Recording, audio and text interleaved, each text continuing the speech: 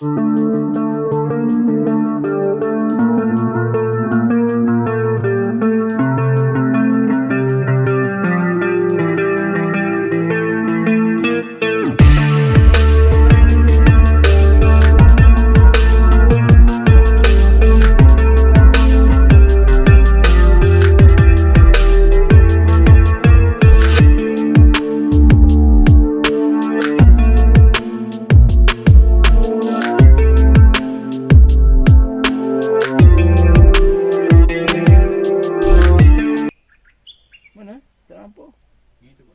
kot raya ni. Dia dekat ni.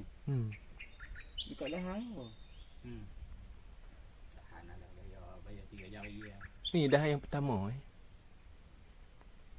dekat rendang-rendang. Oh sedap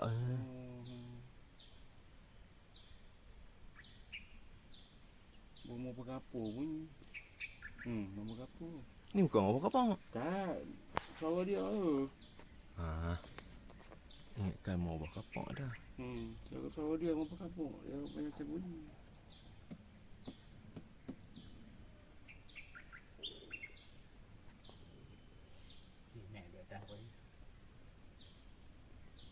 Dia memang sengak tak ada suara.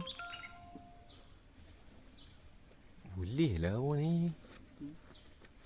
Kena pasang speaker kok. Tengok dia main.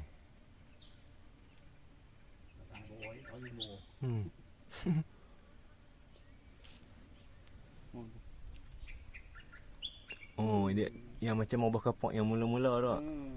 Permulaan dia. Permulaan dia. Anak muda. Ini lebah-lebah ke apa ni? Lebah?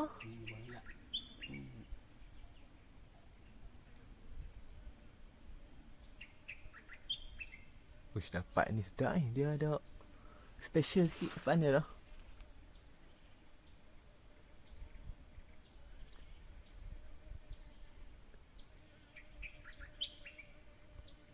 Dia baru mandi lokoi tu.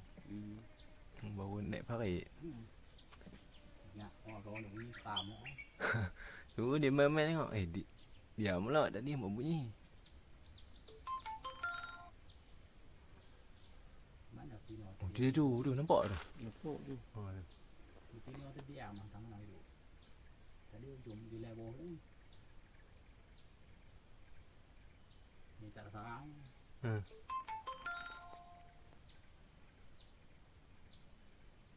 Kalau bunyi sampai dengar ni memang.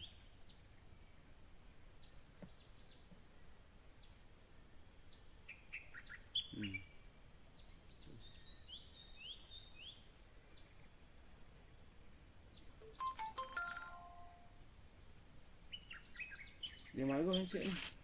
Dia marah.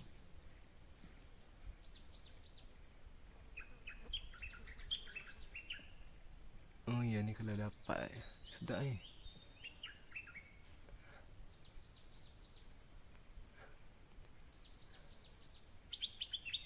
Dulu. Kita record pakai kamera digital lah.